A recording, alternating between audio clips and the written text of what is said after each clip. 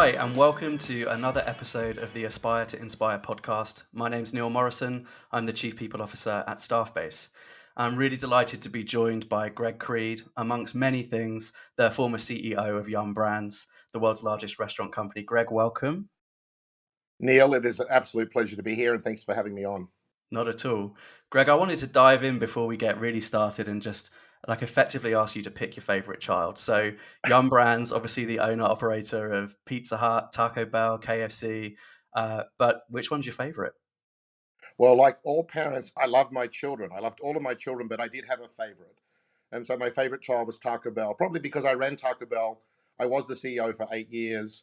I was the chief marketing officer for 5 years before that. So while I would say I love them equally, I sort of had a slight preference for the child that I happened to nurture more than the other two. I think that's fair enough. Favorite Taco Bell memory? I mean, there are so many. I think that my favorite memory was they'd had 7 years of transaction decline when I arrived. And I think the belief was that when I became the CMO that I'd have to sack everybody. And what was really, I think, most exciting for me was I didn't have to sack anybody. They just had to be led in a different way. And so the team that wasn't delivering started to deliver. So I think I'm most proud of the fact that, first of all, everyone expected me to get rid of everybody. And secondly, I think it was all about leadership and sort of the things we're going to talk about today. So turning Taco Bell around was definitely one of the strong points. And then launching something like a Doritos Locos Taco, which we added $1 billion in sales in just 12 months with one product. So Wow. they were very exciting times. Yeah, very cool. Well, you spent a significant time building a career at Yum, and obviously, sort of most recently finishing up as the CEO for a number of years. But can you give us a sense of that role? There was a lot Sure. of change happening during the context of your tenure. Yeah, I mean, the great thing is I took over from David Novak, who had been he was the founding CEO and chairman when we'd been spun off from PepsiCo in 1997. And David had laid the foundations for what I thought was a great business, both strategically, but equally from a cultural point of view. David was sort of the champion of recognition. And so for me, this idea that what I had to do was to, build on what he had done. It wasn't like throw the baby out with the bathwater. But you're right, it's a huge business. I mean, today, 55,000 restaurants. I read the other day they open a KFC every 3 hours somewhere in the world. 1.5 million people turn up every day to work in one of the restaurants, 140 countries. And so for me, it was about honoring David's legacy for what he had achieved, but also, bringing what I believe we needed to the table. And so it's that fine line between you want to honor the person that you've taken over from, who did an amazing job, by the way. At the same time, you want to also leave your legacy in place, when it's time for you to move on. And so I would say they were sort of subtle, differences and changes. One of the biggest things is we spun off the China business. I think both David and I recognize that what we were, and Neil, you'll know this, we were more a marketing company than we were an operating company. And so the idea of franchising off the restaurants to franchisees who ran them better was really at the cornerstone of, I guess, of my 5 years there. So we spun off China. We franchised about 3,000 other restaurants, and of the 55,000, I think Yum today owns less than 1,000. So that was Mhm. probably the biggest change that I implemented during my tenure. Yeah, just tremendous change, and no easy feat in terms of leadership directly, and then of course indirectly through many of the leaders across the business. But in previous conversations, you came across this idea of the CEO as the author of the book, Yeah. and conceptually, like, it really stuck with me. So, what do you mean by that? Well, I think great leaders are great storytellers. And so I think what you've got to do as a leader is you've probably got to have the most long-term vision of anyone in the organization, which is, yes, there are people who are worried about what's happening tomorrow. There are people worried about what's happening next week and next month and next quarter. But I think as the CEO, your job is to really be far, far, far out and saying, what's going to happen. And so I also think that what you've got to do, and in the case of Yum, when you've got 1.5 million people who come to work every day, is how do you galvanize everyone around this sort of vision and mission wherever you want to take them. And so the analogy of the CEO as the author of a book, because if you think about a book, when the author writes the book, they usually have the end. They know what the ending is going to be, and then they write the chapters, right? And the chapters unfold, and there's early characters, and then there's stories, and sometimes things work and sometimes things don't work in a book. That's what keeps the book interesting. But the most important thing is how it's going to finish before you start writing the book. And I think for leadership, it's about knowing where do you want to be when you finish your part of the book. So I think that was why I always thought the easy analogy to say to people is, look, this is my book. I'm writing the book. These are the chapters of the book. This is what I want to achieve. And I think that was a way for everyone knows a book. Everyone knows stories. And I'm a huge believer that storytelling is critically important in leadership. Because if we just give people facts and figures, no one remembers. And, my best example is, if I said Humpty Dumpty, everyone says sat on a wall, right? Or fell off the wall, depending what it is. If I said to everyone, what's Pythagoras' theorem? No one has a clue. What's interesting is when we all learned Humpty Dumpty, we couldn't write and we couldn't read, yet we remember the story. Pythagoras' theorem, we could all read and write, but we don't remember it. And so for me, storytelling is absolutely critical to being a great leader. And because I think that's how we remember things. That's also how things get passed down through history, is through storytelling. And unfortunately, we don't remember too many facts. So, facts are not the way to communicate your strategy. I think storytelling is absolutely the way. And the analogy of a book, I felt, was the best way to communicate that. Yeah, definitely. And, I guess part of like crafting the narrative, writing the chapters is really bringing people along on the journey. And, bringing 1.5 million people along on a journey is no easy Yeah. book to write. But, I guess appealing to the emotion. But what else? What else is important about storytelling? Why is that more important for human beings? I think it's also about staying focused. I think one of the biggest challenges you can do is to try and get an organization to do too much. And I think at the other extreme is what I call the obsession metric. So I'll give you an example. I think in a lot of organizations, everyone has 10 or 20 things to do, and yeah, and over time we make tiny progress, tiny little progress on 20 things. And often the consumer doesn't see any of that progress. I mean, we might be able to justify the progress, but the consumer doesn't see it. And I'll give you a good example, I think, of when we were launching the Doritos Locos Tacos. The tacos, as you know, are made by hand, right? They're not. It's not like one patty, one slice of cheese, one slice of tomato, three pickles. That's not how it works. And so they're meant to weigh 3.1 ounces, and about 62% of them did, but that meant 38% of them didn't, and most of those weighed less, not more, right? And if you do sell 2.5 billion tacos a year, roughly 40% means about 800 million, are not going out the way you want them to go out. And so I said to the organization, I'm going to have this obsession metric, full tacos. That's all we're going to obsess about for 6 months before we launched the Doritos Locos Tacos is full tacos. So everyone thought I was an idiot, which was not unusual because a lot of the things I said, people thought that's crazy. And so people were like, well, the restaurants won't be clean, the trash in the parking lot won't get picked up, the burritos won't be full, and that's what everyone believed. And to be honest, I didn't know whether that was going to happen or not. And what is really interesting is in 6 months, full tacos went from 62% to 92%, a massive, massive improvement.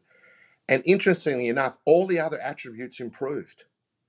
And so I found it was one of those lightning rod moments for me, which was, I think as organizations, whether they're tiny or large like Yum, is that we focus on too many things and we get the organization to focus on too many things and we don't make any progress, which the consumer doesn't see, and it doesn't change the consumer's perception. So I became like a focus zealot after that, which was, let's just keep the organization focused. And I think the larger the organization, to your point, Neil, I think the more disciplined and the more focused you have to be. And so for the 5 years that I was the CEO of Yum, we literally focused on 4 things: how to build what we called R.E.D brands, how to run great operations, how to have great culture and leadership, and how to build a large number of new restaurants.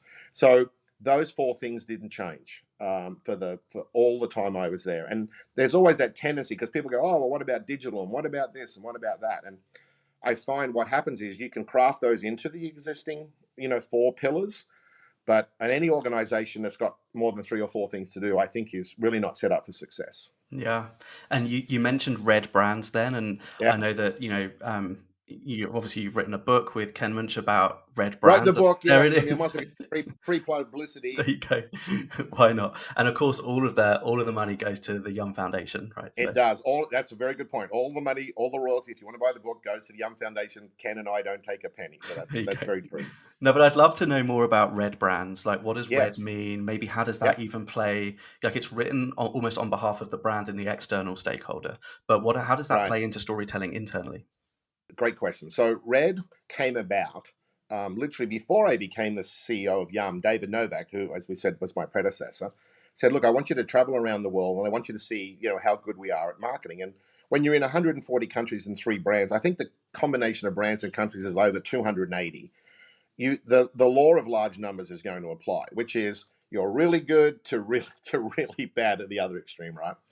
And so I was like, as a marketer, I was like, well, how do I bring consistency so that we raise the bad and the not so good to at least good, you know what I mean? So it was like, how do we get rid of the tail of our performance? And so Ken Mensch, who'd been a colleague of mine, we had worked together for many, many years. He had helped me when I was the CMO and CEO of Taco Bell. And we were like, well, we need to come up with a very simple, again, back to focus, right? Simple, focus, the bigger, the more simple you have to be. Um, and so we came up with this concept called RED. And R stands for relevance. Is your brand relevant? E stands for easy, and D stands for distinctiveness. And I think it was a very simple template. So you would ask businesses, where are you on the red scale? I'll give you a good example. Not maybe everyone won't know this, but so you know KFC, I would argue, is very distinctive. 11 herbs and spices, the Colonel. But what was happening is that chicken was being eaten off the bone rather than on the bone. That was a sort of cultural trend. And so KFC had to become more relevant by selling sandwiches and burgers and nuggets and strips. So it was very distinctive. It needed to be more relevant. I think Pizza Hut was the opposite, which was it was very relevant. Everyone loves pizza, but we hadn't been able to position ourselves as distinctive to Domino's.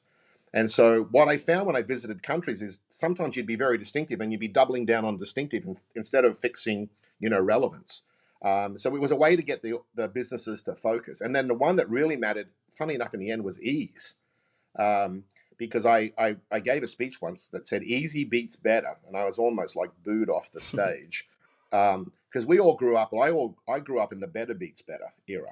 But I think what we've come to realize is that easy is just as important as better. And consumers will essentially, are attracted to any decision that makes it easier for them. And so this whole idea of ease became, really central. And so we wrote the book when I retired. Ken is a master guy of coming up with insights. And what I really love about the book is that many people who've since left Yum have adopted it. And so I know a lot of people who are in the restaurant industry and outside of the restaurant industry that have said to me, hey, I took the book with me and I've had a lot of success. And I think that makes us feel good that, again, we wrote a pretty simple book. It's not, I always said marketing is easy, but not simple. And that was our goal. Our goal was really to make it both easy and simple and help people get focused, which again gets back to focus, and hopefully help them be more successful. So what I love is they still have red conferences and red marketing things, and so I know it's stuck, which also makes me feel good. Yeah, definitely. And I suppose if you take the idea of, the CEO is the author of the book, well, Yeah, then there could be loads of CEOs writing loads of books. But from an internal point of view, how do you make the story distinctively ownable that it's just happening yeah. here, right? Well, I think as an employee, Neil, you should think about yourselves as red. So in a sense of, do you have the relevant skills? So I mean, I think we all have to be consistent learners, and we have to be inquisitive. And so I think red applies to every individual, which is are my skills now relevant? I mean, I would argue I could not be a chief marketing officer anymore. I don't know enough about digital marketing and influencer marketing, so I don't have those relevant skills. Easy is, in all honesty, are you easy to get on with? And I'm not suggesting you roll over and agree with everything, but I do think there's a style, and then distinctive. I do think people don't think enough about themselves as distinctive, and I think what makes you distinctive is the quality of the questions that you ask when you're in meetings.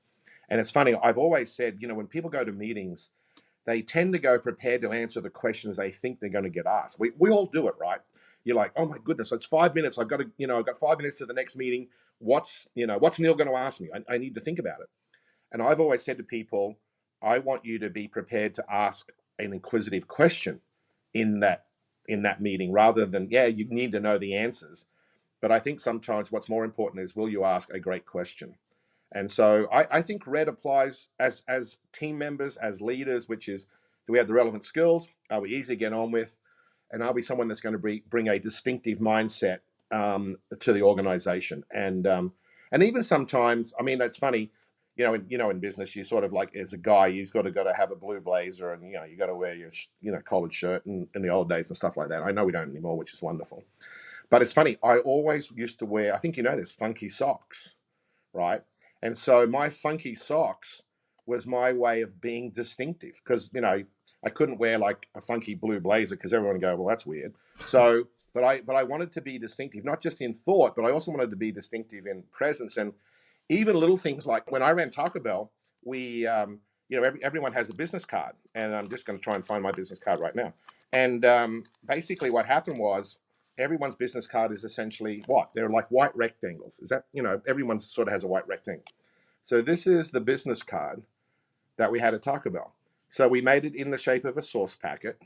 We had a saying on the front. So mine happened to be "G'day" because I'm Australian, but you could put whatever you want. And down the bottom were ingredients, but the ingredients were, heart, passion, creativity, caring, respect, innovation, authenticity, something cool.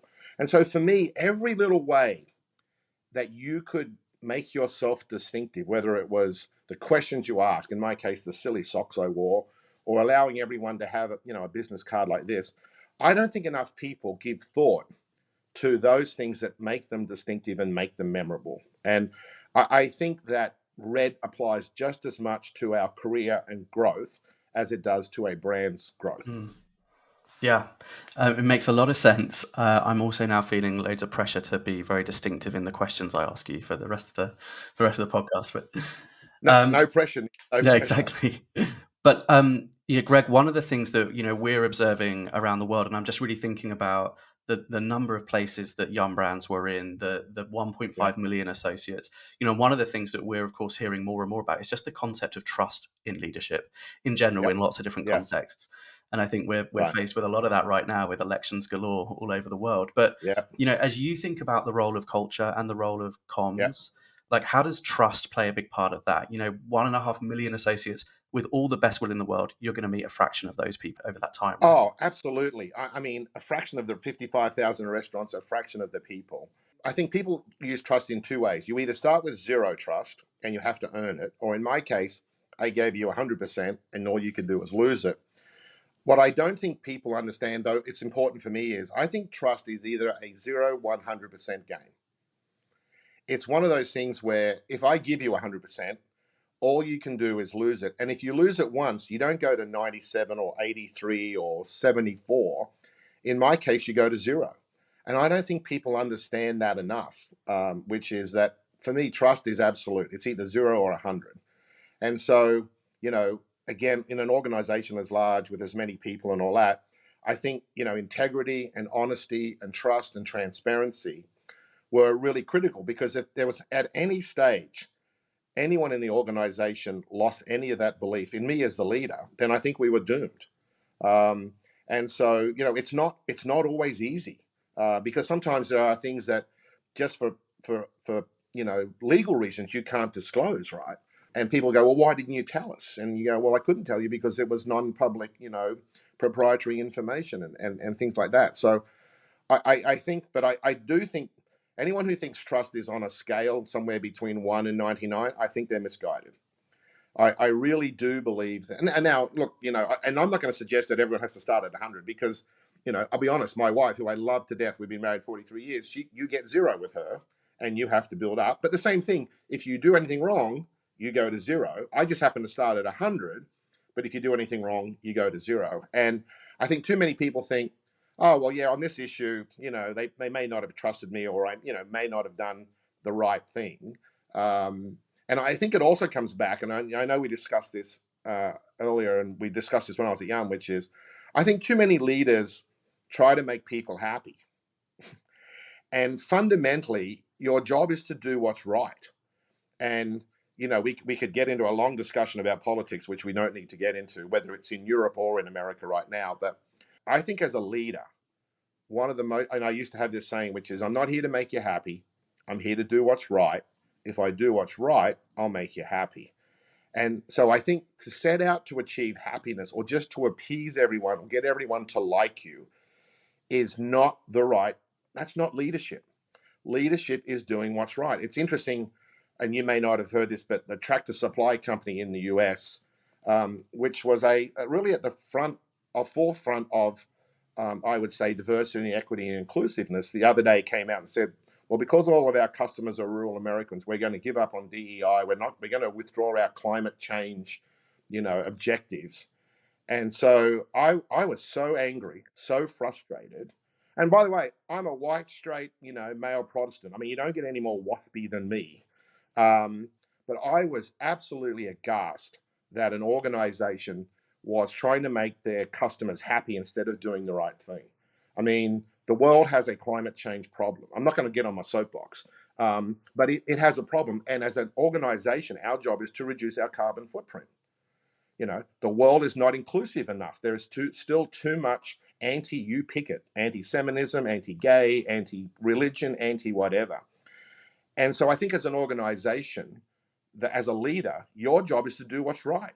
And I see too many leaders and I know I'm passionate, I'm sorry about this, but I see too many leaders and too many politicians that pander to make people happy instead of fundamentally in their hearts doing what they know is right. And I think it takes real leadership to do what's right. Now, if you do what's right in the long term, you make people happy.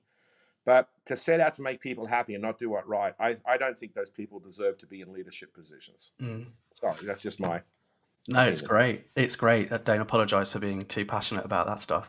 We often look at the Edelman Trust Barometer, and that Yeah. actually shows that now for a number of years, really the last bastion of truth and trust is the organization. It's the corporation. Yes. Yeah. People crave that trustworthy information from their companies more than they do religion, the media, Yep. NGOs. So, and you work with other boards. I mean, is this Yep. this idea of transparency and trust and building reputation from the inside out, is that a conversation point? Is that something you're observing? Oh, yeah, it's absolutely critically important. I think because if you think, I mean, either take Yum or the three boards that I'm on, they're all large organizations. They have large employee bases. The employees want to know, am I working for a company that is consistent with the values that I believe in? And here's what happens, Neil. If you don't espouse what your position is, everyone thinks you've taken the opposite position. Hmm. So, people say, oh, well, if you take a position, 50% of the people are going to disagree with you. My point of view is if you don't take a position, 100% of people are going to disagree with you because 50 will think you're on this side and the other 50 will think you're on that side. So if the choice is between no one trusting or believing me or at least 50% of the people believing me, I'll take 50. Because I do think employees, they yes, the company pays you and it, you live your life and it, but I do think people want to work for a company that has values consistent with what they believe are important. You're not going to agree with everything. Okay, you are not going to agree with everything. But I think you want to know that it's like any club. You don't join a club or a church unless you fundamentally believe in those values, right? And I think an organization is exactly the same. And so I think, people want to know, what does the organization stand for? And equally important, what does the leader stand for? And I think also actions, like everything, the old saying, actions speak louder than words, is really important. So, as you know, I'm a fierce advocate for LGBTQ plus, in an organization, as well as I am for religion, gender, you name it. And so I could get on my little pedestal and soapbox and say that, but and you know this, but when I was able to be the marriage celebrant for two of my very best friends who happen to be lesbians, I think I'm the only Fortune 500 company CEO that ever was the marriage celebrant for two lesbians. Now, I did it not to make a point. I did it because I love both of these ladies. They're just wonderful human beings. But I was not naive enough to know that that action would send a message on what mattered to me.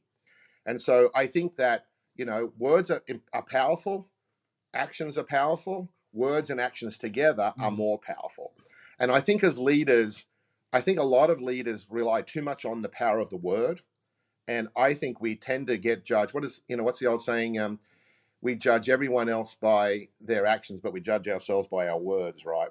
And I think it's very important to understand that you are going to get judged by both. And what's interesting, this is one of those interesting things.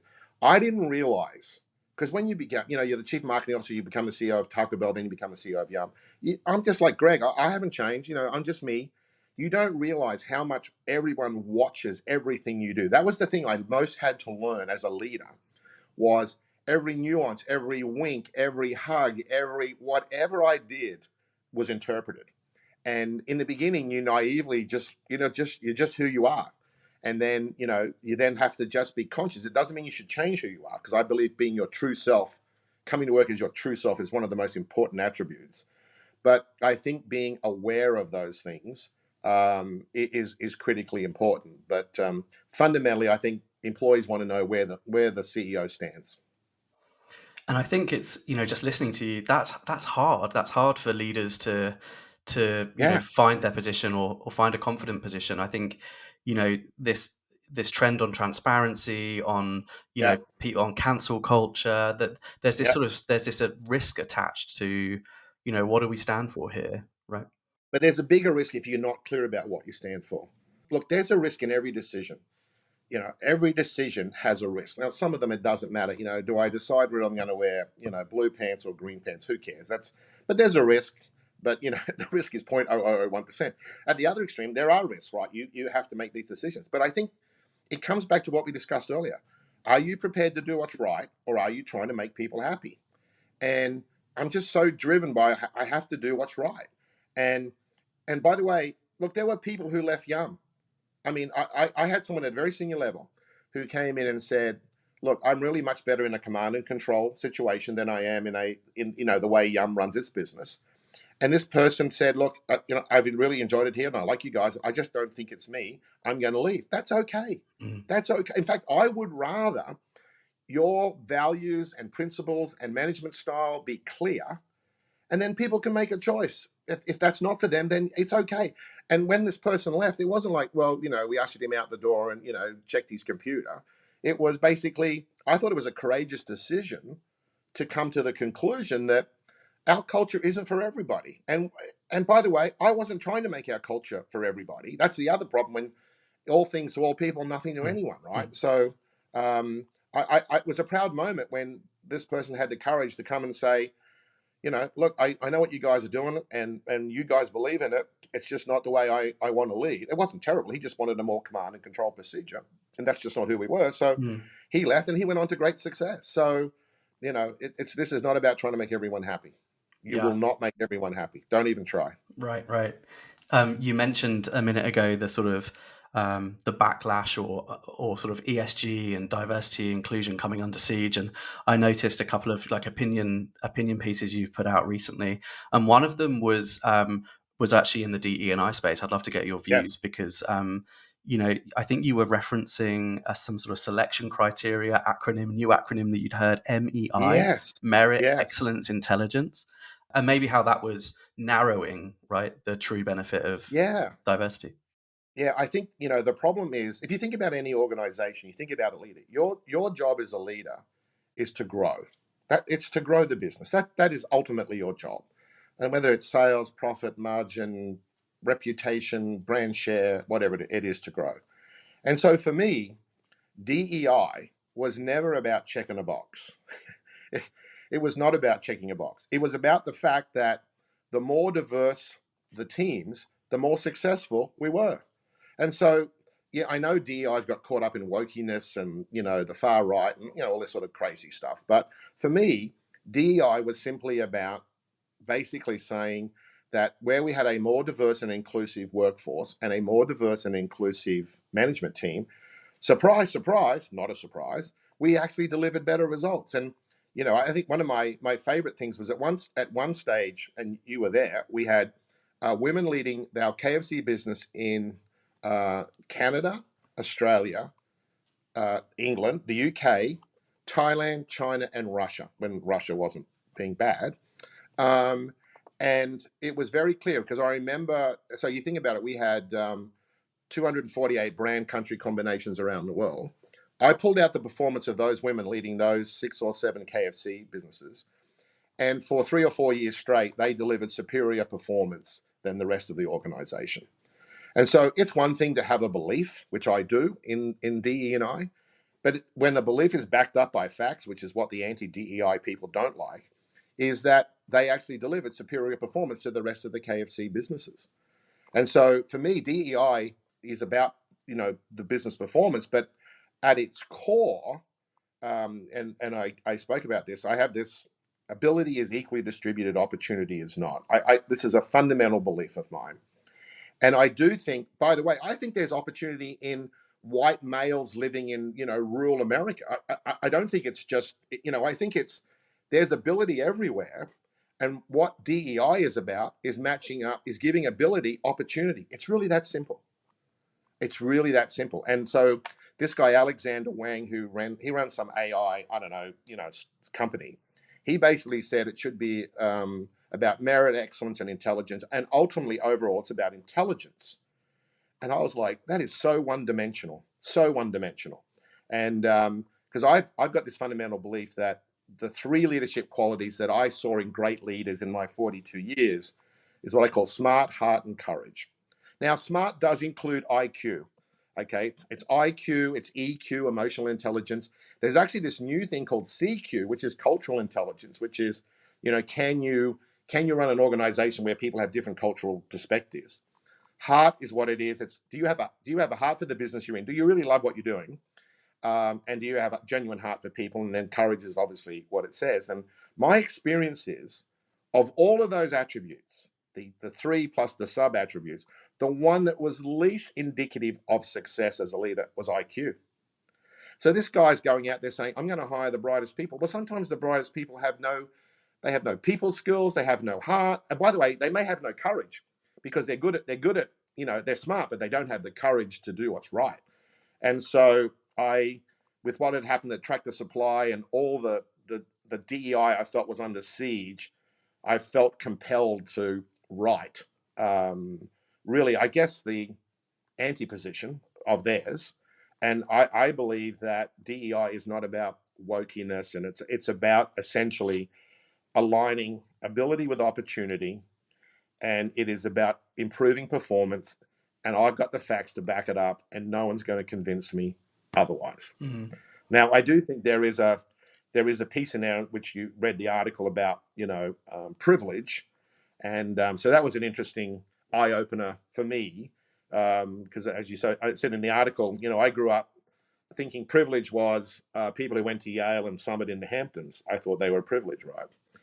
And it took me a while to realize that growing up white, male, Protestant, and I guess straight was a privilege by sheer luck, by the way, nothing to do with anything to do with me.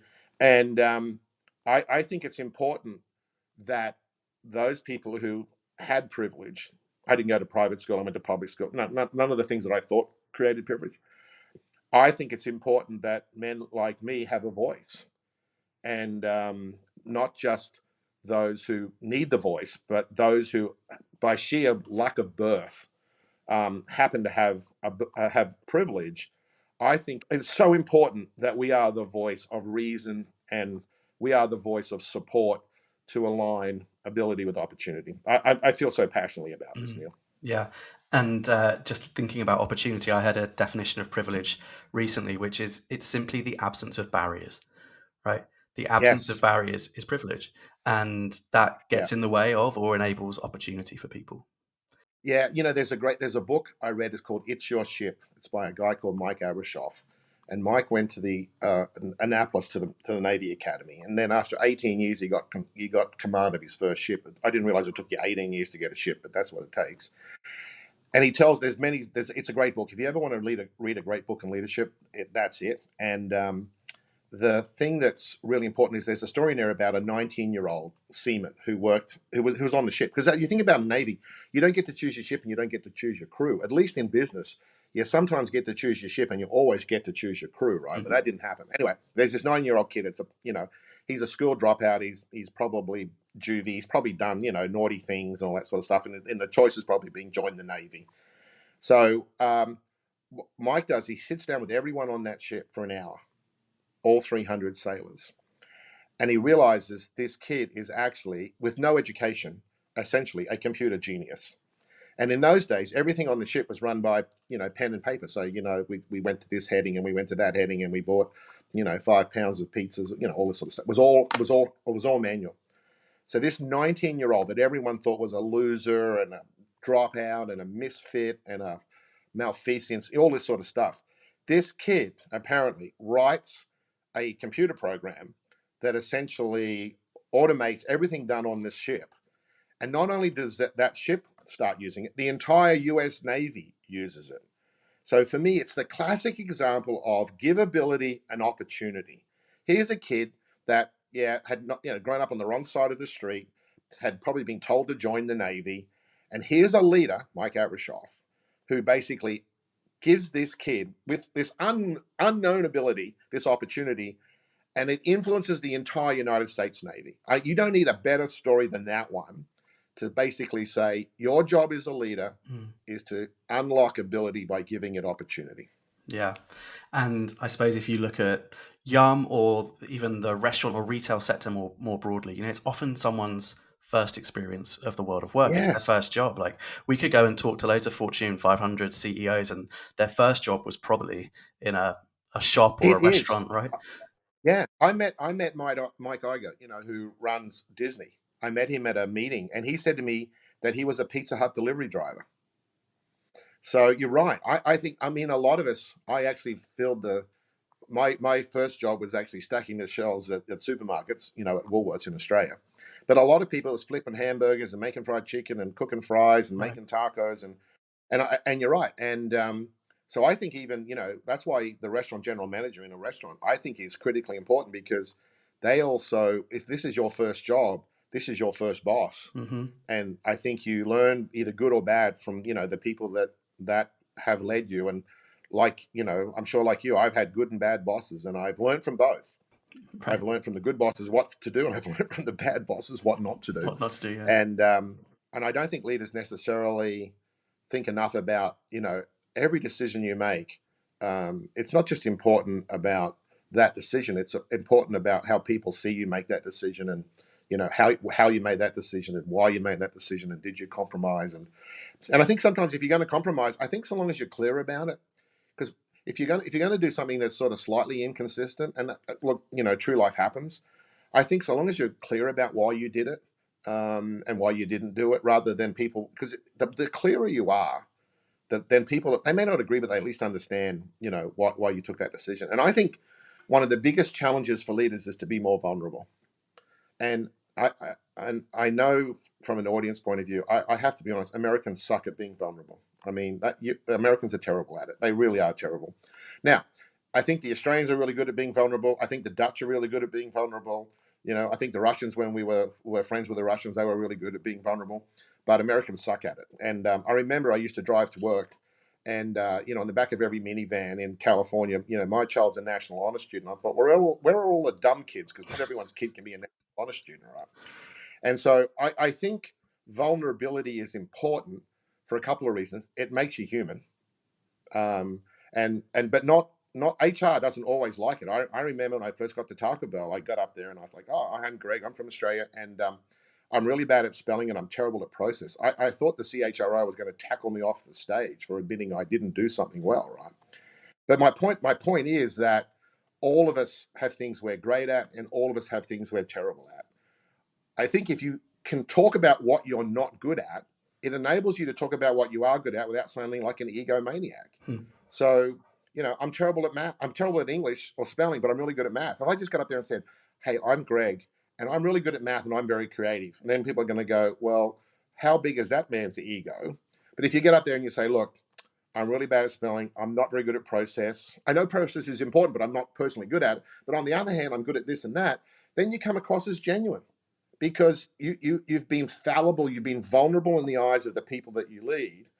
And the reason you have to be vulnerable is because as a leader, you've got to surround yourself with people that, not that spelling doesn't matter, but process people. I needed to have on my team people that were really good at making the train run because I was not good at making the train run. And if I'm not honest with myself and I surround myself with people that look like me or think like me, then that's going to be a problem because we're not going to be successful. So I think being vulnerable is not easy. I think it's not easy for a lot of people. Otherwise, people would be more vulnerable. But I think the ability to be more vulnerable really helps you come across as genuine and authentic and real. And I think people attach to those attributes. They attach to a leader who demonstrates those attributes. And I think that human experience and a leader's ability to create it, it makes me think of another saying that you're pretty famous for offering around, the customer experience will never outweigh that of Yeah. the employees, right? Across sectors, you're on boards. Like, what's important about that sense of belonging? And Yeah, well, I think you're right. It was the customer experience will never exceed the team member experience, and I did it. I found that I sort of created that when I was the chief operating officer, which was interesting because I didn't even know why I was the chief operating officer because I couldn't run a restaurant. But um, and I think it's important because a lot of organizations, and you even hear it today, a lot of organizations basically say, look, we want to improve the customer experience. I mean, I'm on the Delta Airlines board. So you think about it, we have 1,000 planes, we fly 4,000 flights a day, basically, everywhere in the world. And there's, I don't know, a couple of hundred people on every flight. So you can do the math, right? And everyone says, well, we want to improve the customer experience. Every organization wants to improve the customer experience. And my point of view was, if you don't improve the team members' experience first, then why should you believe they're going to improve the customer experience? And so what I saw was, most organizations talked about the customer experience, but they didn't make the team members' experience any better. So I'll give you an example of Delta. This is a great example. Nothing to do with me. It happened before I joined, but here's a good example. Most people don't realize that pilots and flight attendants get paid from when the door closes to when the door opens. Yet the most stressful time in a flight for the flight attendants is boarding the plane. Getting everybody in, getting everyone seated, getting their bags up the top. At every other airline except Delta, they do not get paid for that. At Delta, we pay the flight attendants to board the plane. We also give the flight attendants 5 more minutes than all of our competitors. So everyone else has a 35-minute sort of, the customer doesn't know this, but there's 35 minutes to board the plane and get it away. We give them 40. And that 5 extra minutes means the employee's not as rushed. The customer doesn't. It's not like, oh, well, everyone, please get out of. You get everyone, please take their seat and get out of the center aisle because we got to get this plane away. Now, 5 minutes is costly, right? Because that plane's sitting at the gate for 5 minutes more. But what Delta realized is by giving it 5 minutes more, you delivered a superior experience and you also paid the flight attendants for the most stressful part of their job. So that to me is a great example of an organization that understands that giving 5 minutes more and paying the flight attendants to board the plane is absolutely the right thing to do. You could argue financially it's not the right thing to do, but if you want to improve the customer experience, you got to improve the team member experience. And those two actions definitely improve the customer experience. And it's why Delta is the number 1 US airline. Now, we're not going to compete with Emirates and Qatar because they're owned by governments and haven't got to make a profit. But if you compare it to, like for like, I would say that people, certainly in the US, would say that the best experience on any airline, and it's in the numbers, is Delta. mm, And that's because we cared about the team member experience. yeah, it's great. And I also saw that you were writing maybe a little bit about what's going on at Boeing right now. And Yes. pretty tense situation. Some observations about leadership, but I think importantly, I would love your thoughts. You really referenced that when they're thinking about the next leader, right? Like maybe Yeah. look for someone who values this idea of a culture builder, like culture fueling results somehow. Yeah. It was really interesting. All of the narrative in the US, and obviously Boeing, which was an institution, a respected, revered institution, has lost all respect. Not just in the business community, but I think within the traveling community and with pilots and all that sort of stuff, right? And so the discussion about succession, because the current CEO is going to step down at the end of the year, and all of the narrative was around, well, they just need a great engineer. They just because we don't have doors falling off and bolts not fastened, and and obviously the huge tragedies of the 2 plane crashes. So they were like, we need an engineer. And everyone was sort of jumping on, they need an engineer. And I was like, oh no, I'm the contrarian. What they need is a leader who can inspire and build culture, Now, that I'm convinced Boeing is full of amazing, fantastic, brilliant engineers. I mean, anyone who can get, planes to fly. I mean, you think about it, let's get a ton of metal flying through the air, right? Like, yeah, that requires great engineering. We're going to get the thing to go to space. We got, they have, military aircraft, all that sort of stuff. They're not short of great engineers. They're short of a great culture and a leader that inspires them to want to build great aircraft, and would be embarrassed if they build an aircraft that, the bolts weren't attached. And so the point I was trying to make was, look, if this great inspiring leader happens to be an engineer, well, you get the double whammy. But if the choice is between a great engineer who will not inspire or change the toxic culture, or you get the choice to choose a leader who will inspire and build culture and isn't an engineer, then please take the inspiring culture building leader, not the engineer. Um, and so it's, once again, it just frustrates me that, all the narrative, everyone is it cognitive bias where everyone jumps on whatever, or you just look for things that, agree with whatever your point of view is. Maybe I just like being the contrarian, Neil. I don't know, but whether it's DEI or Boeing or whatever, but so I was in marketing, right? That I spent most of my life in marketing. When you get to be on an executive team for the first time, your allegiance is not to your function. Your allegiance becomes to that leadership team. And sometimes your job is to not do what's best for your function in order for the organization to do its best. And that was the speech I used to give everyone that joined my leadership team, because everyone goes, wow, I'm now the chief legal officer on, I'm now the chief operating officer. I'm going to push the operations agenda. I'm going to push the marketing agenda. I'm like, here's your choice. Your allegiance is to your new executive team, not your function. If you think you're here just to push, otherwise what you've got is everyone's pushing their function and no one is collaborating to say what is the best for the organization. And so I used to give everyone that speech. Welcome to the leadership team. Yes, you are the chief whatever, or whatever that function is. But I want to remind you, your allegiance is now to my executive team, not to your function. And, I think you remember we used to play the game Broken Squares, right?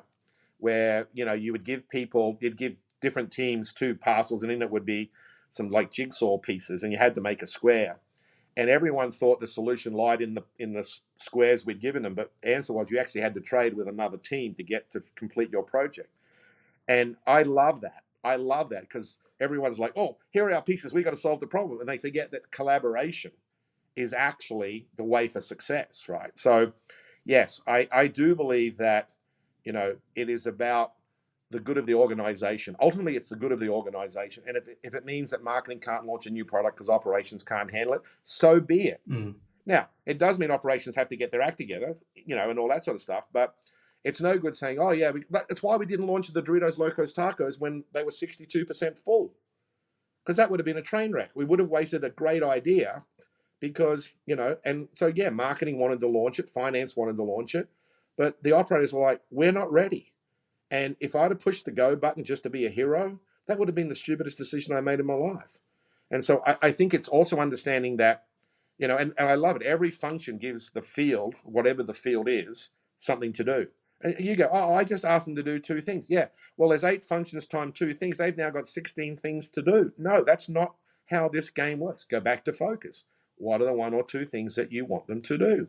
And so, this isn't difficult in a sense, but it is hard to execute. I think that's the challenge. And again, I think it comes back to doing what's right and realizing ultimately what your overall, goal happens to be. Your goal is not to maximize your function. Your goal is to maximize the performance of the organization. The culture matters more. And as you said, it's interesting. And in business, you get taught this very simple strategy, structure, culture. That's what you get taught. Write the strategy, work out what the structure is, and then, and then sort of like in your spare time, work about the culture. I'm a huge believer they're the right ingredients. They're just put in the wrong order. The right order is culture, strategy, structure. And the reason that's important is there are 2 cultures. There's what's going on in society and there's what's going on in your organization. And I would argue that if you write a strategy in the absence of understanding what's going on in society and what's going on in your organization, there is no way that strategy is going to A, be executed, or B, successfully executed, right? And so I'm a huge believer in it starts with culture, then strategy, and then structure. Mm. Greg, before we bring this one home, I started by asking you who your favorite child is, but maybe I'll try and finish with a bit of a loftier question. So, we spoke earlier about there's a lot going on in the world, and you just Yeah, referenced what's going on, the culture in society, the culture at work. Maybe in yeah, some way, shape, or form, we're all craving that sort of trustworthy inspiration at the minute that you spoke about. yeah, So as you look at this year around the world, what's going on, the elections happening pretty much in every corner of it. yeah. What's something you hope for? What's something you hope for all of us?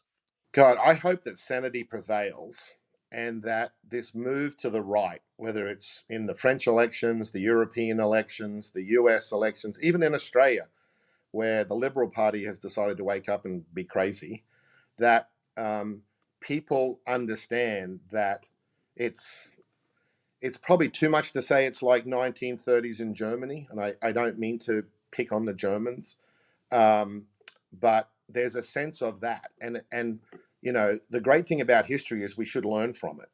And look, does the left do everything right too? No, they don't. Like, no one is right. I think the vast majority of people, whether they're in Europe or Australia or in the US, are pretty much in the middle. We're sort of like, I call it fiscally conservative and socially liberal. And yet, unfortunately, there aren't politicians that represent us. So I think it's up to us as individuals to have a point. There's a lot of very rich billionaires now backing Donald Trump. And largely because they'll get tax cuts, and he'll make things easy for them to make a hell of a lot of money. But at the end of the day, they may be able to give him hundreds of millions of dollars, but they only get one vote. And so I think it's incumbent upon all of us to go out and vote again, not to make everyone happy, but to do what's right. And I think if we voted from the perspective of let's do what's right for a society that we will leave our children, it was interesting. I read something the other day where people believe we have a right. What we should say is we have a responsibility. And if we thought about it in what is our responsibility rather than what is our right, then I think we would make better decisions. So my hope is that we, as individuals, think about what is our responsibility more so than what is our personal right. And I think if we voted in that context, we will do the right thing. And then I think ultimately both the world and the people in the world will be happier. Greg, thank you very much. Thanks for hanging out. Thanks for this great conversation. Really appreciate your time. Neil, it's been an absolute pleasure. Great to see you again, mate. Awesome. Hey, I'm Neil Morrison, Chief People Officer Staffbase, and be sure to join us again on another episode of the Aspire to Inspire podcast.